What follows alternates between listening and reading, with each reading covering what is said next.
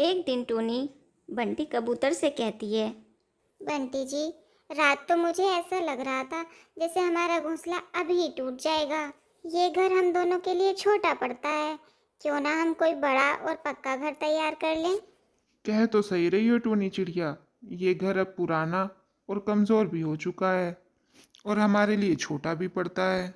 और फिर अब तो तुम अंडे भी देने वाली हो। क्यों ना हम किसी दूसरे जंगल में जाकर अपना पक्का घर बनाएं, क्योंकि यहाँ चीलों का खतरा बढ़ता ही जा रहा है।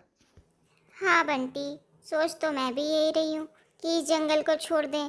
पिछली बार देखा ना, मुनमुन चिड़िया के सारे बच्चे चील ने खा लिए थे। ठीक है टूनी चिड़िया, तो हमें यहाँ से अभी चलना होगा। दूसरे जंगल जाकर घर बनाने के लिए एक सुरक्षित जगह भी तो देखनी है, तभी तो घर बनाने के लिए मेहनत कर पाएंगे। इतना कहकर फिर दोनों वहाँ से दूसरे जंगल की तरफ चले जाते हैं। अब उन दोनों को उड़ते उड़ते काफ़ी देर हो चुकी थी।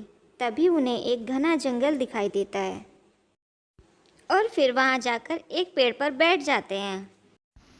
टोनी चिड़िया, मुझे लगता है हमारा घर बनाने के लिए ये जगह ठीक रहेगी।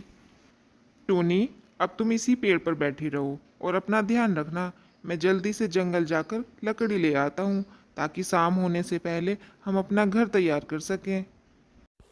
ठीक है बंटी। इतना कहकर बंटी कबूतर जंगल में लकड़ियाँ ढूंढने चला जाता है। बंटी कबूतर जंगल से लकड़ियाँ ले आता है और फिर दोनों मेहनत करके शाम तक अपना पक्का घर तैयार कर लेते हैं। टोनी चिड़िया, अब तुम भी थोड़ा आराम कर लो। सारा दिन काम करके थक गई होंगी।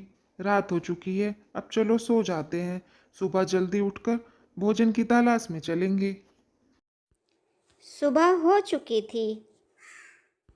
उन दोनों ने इस पेड़ पर अपना घर तो बना लिया था, लेकिन वो दोनों यह नहीं जानते थे कि जिस पेड़ पर उन्होंने घर बनाया है उसी पेड़ पर एक बहुत ही गुस्से वाली नागिन रहती है, जो कि कभी भी किसी पक्षी को उस पेड़ पर अपना घर नहीं बनाने देती। चलो दाना लेने चलते हैं। बारिश का भी कुछ नहीं पता है कब शुरू हो जाती है, और फिर इस जंगल में तो पता भी नहीं है कि किस तरफ दाना मिलेगा। पहले तो तलाशी करना पड़ेगा। और फिर इतना कहकर दोनों जंगल की ओर चले जाते हैं।